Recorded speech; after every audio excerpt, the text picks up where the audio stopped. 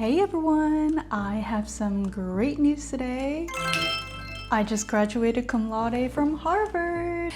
All right, so this is obviously a huge milestone in my life, especially because it took me 7 years instead of the traditional 4 years for me to graduate, because I was dancing as a professional ballet dancer pretty much all around the world, mainly in Europe though.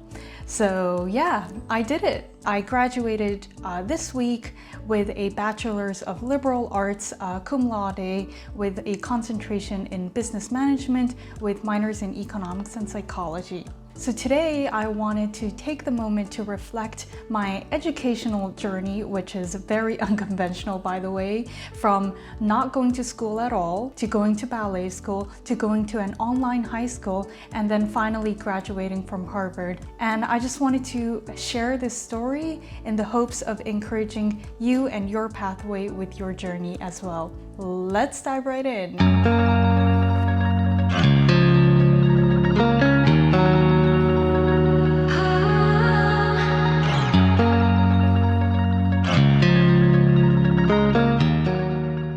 I do know that I am not wearing my regalia. I'm just wearing a normal black suit because I had to return my regalia already, but I was able to keep my hat and also my stole, so I'm pretty happy about that.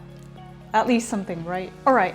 That aside, so in terms of background, I grew up in Japan and I went to an international school called Nagoya International School, and this is the place where I learned English. So actually my English is much better than my Japanese because all of the classes were conducted in English. But the funny thing is, I was never really interested in studying. Like, I was a horrible student, and I just wasn't interested. Because there was one thing in my childhood that I was very passionate about and that I was very sure of, and that was ballet. I just wanted so badly to become a ballerina that I just didn't care about studying. So when I was 13 years old, I decided to take the leap of faith and I traveled from Japan to Canada, where I attended a Russian ballet school and studied the Vaganova ballet method in Toronto. So I spent a year doing middle school academics and ballet together in this school in Toronto. But after a year, I got back to Japan and I wanted to pursue my ballet training again. But I encountered a challenge because wherever I went in the world, the traditional school systems conflicted with my ballet schedules, which was problematic for me because at that time I was 15 years old. I was competing a lot in international competitions. I was rehearsing a lot. Like, my life revolved around ballet. And so I knew I had to make a choice, and that's when I decided to give up school. So what I did was, for about 1.5 years, I just studied at home in my tiny little room with whatever books that I could access, whatever educational platforms online that I could access. So I pretty much learned only the things that I were really interested in. So be it marketing, be it psychology, be it English, just the things that I thought were really interesting and things that I could potentially use for my future as a dancer. And what's funny is, back then I was so ashamed of myself for not going to a traditional school like everybody else. I was that girl at home, not going to school, just dancing all alone in her room, in these 4 walls, just dancing and reading random books and just having big dreams. That was me when I was 15 years old. But looking back, I believe that this moment was incredibly advantageous for me because, first of all, I had the flexibility to tailor my dance schedules around my studies. It also helped me develop an interest, a genuine interest in education and knowledge, because I was only studying the things that I wanted to study, right? And third, because I was gaining knowledge and skills that would directly benefit me for my future as a dancer. Later on, after this period of not really going to school and just being at home all day, ballet. I then attended the Royal Ballet School of Antwerp in Belgium, where I studied obviously ballet, but also general education, general subjects in Flemish, in the language of Flemish. So we basically had general subjects from the morning until noon, and then from noon on we would have ballet training. I went to this school for about 1.5 years. It was like the hardest time of my life, which I will not get into right now, but it had to do with the culture of ballet. It was just, I really wanted to give up on everything at this moment in my life. But after graduating from the ballet side of this school, but not completing academics, I went back to Japan, and then I enrolled myself in an online high school called Tokyo Inter High School. And this was to complete my academics. So basically I transferred the credits that I received from the Royal Ballet School of Antwerp into this online high school. And why online high school? It's because at that moment in my life, when I just graduated fresh from Belgium, I was already dancing in Russia as a guest principal dancer. So online high school was actually the only possibility that I had for me to further my education. I stayed at this institution for about 1 year. I wasn't a perfect student, but I did get a GPA of 3.986 out of 4.0, which is nearly perfect but not quite. But I was still very happy with the results, and this is how I finished online high school. After high school, I really wanted to keep on studying.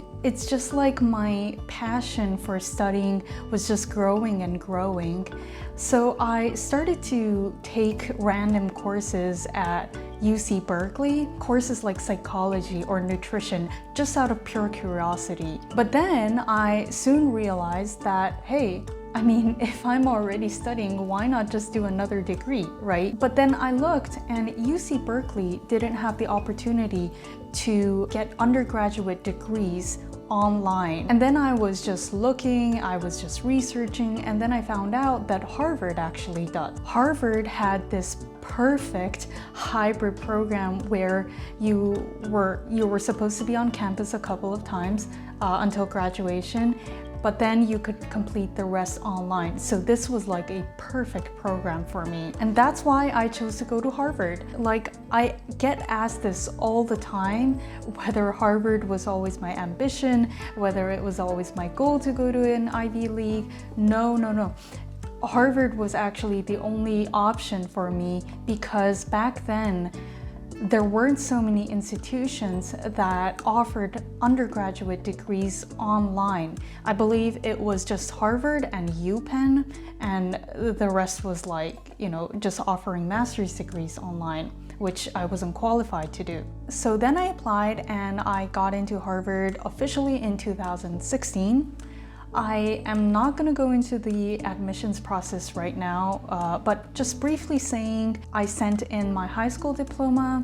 I sent in a very passionate personal essay about why I wanted to go to Harvard and nowhere else. SATs are actually optional at Harvard, but most importantly, extracurricular activities. How much are you doing outside of the classroom? This was really important for Harvard. This is, for example, music, arts, sports, volunteering, founding a business, speaking a lot of languages. So basically, I just appeal to all the ballet experiences that I have and my side businesses in Japan, what I wanted to achieve in the future, and that's how I got in. I believe the admissions rate was about 4.2% at that time, and it just continues decreasing because it's Harvard and there are just too many applicants. But yeah, that's how I got in. I remember that even after we got in, a lot of people were dropping out. I remember in my first class,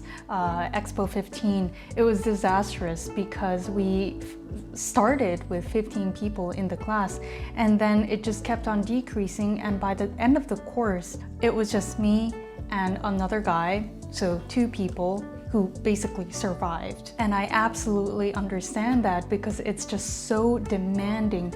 The amount of work that you're given, the amount of readings that you're given, the amount of lectures that you have to go to, the amount of writing that you have to write, it's just out of this world. And in my case, while I was studying at Harvard, I also pursued my ballet career on a full-time basis. So I had the privilege of dancing in many different countries, in Russia, in Kazakhstan, in Armenia, in Turkey, in Germany, in the US, like you name it, I've been there. And the time differences between all of these countries and Boston was a huge challenge for me. So many days for me were spent from 10 o'clock on.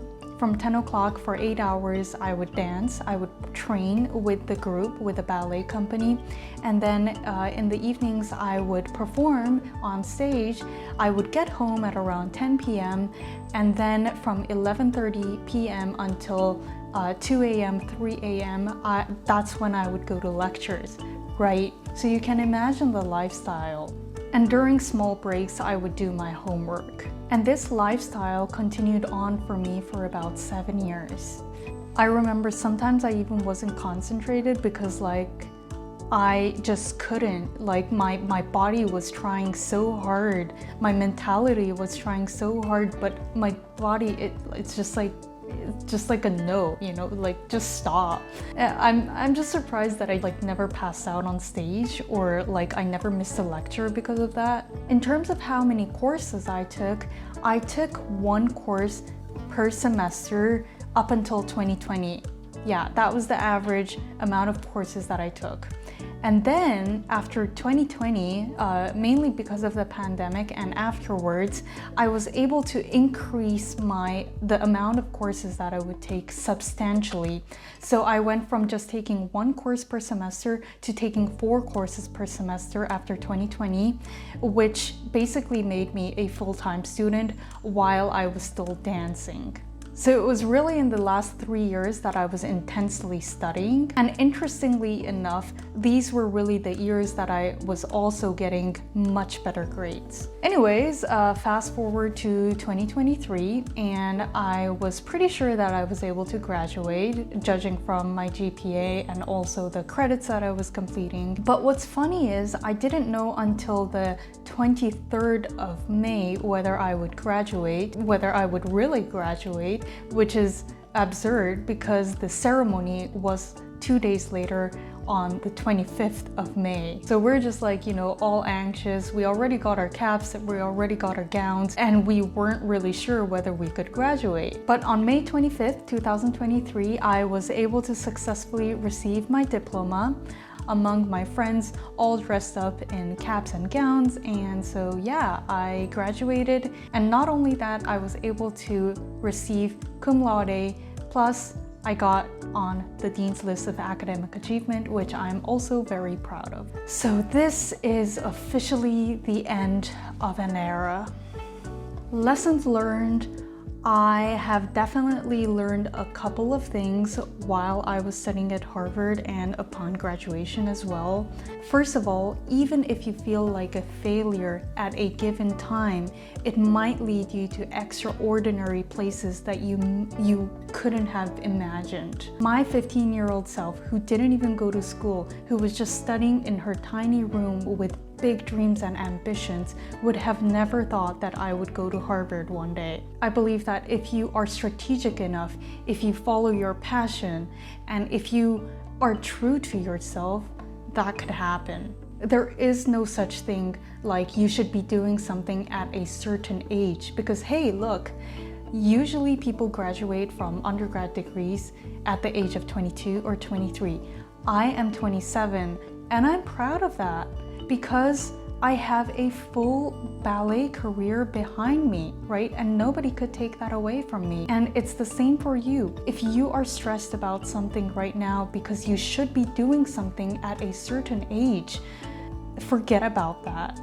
People have different stages in life, and we should just all be proud of it, because that's what makes us unique and that's what makes us interesting as a human being. Secondly, I've learned that determination and resilience are 2 important factors in life.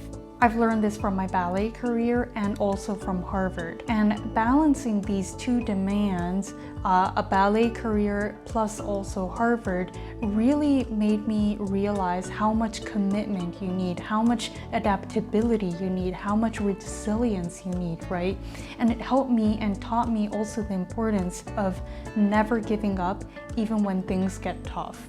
And lastly, I've learned over the years that education extends far beyond the classroom walls.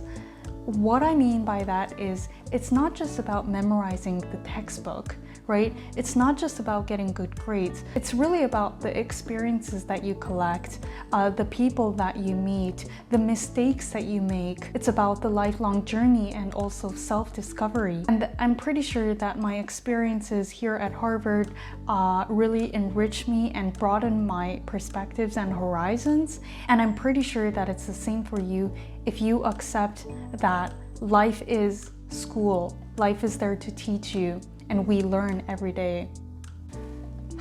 So these are the 3 things that I've learned at Harvard over the past 7 years. And I really do hope that by sharing my story, I'm able to inspire you and perhaps also convince you that unconventional pathways are all right and you will make it one day, as long as you know yourself and you know what you want and you have a very set goal. It's very bittersweet. I miss Harvard already, but I am very happy and excited about my future. I will be giving you an update about what is going on in my life and what I plan on doing next. But in the meantime, I wish you all the very best success, and thank you for watching until the end, and I will see you next time. Bye-bye.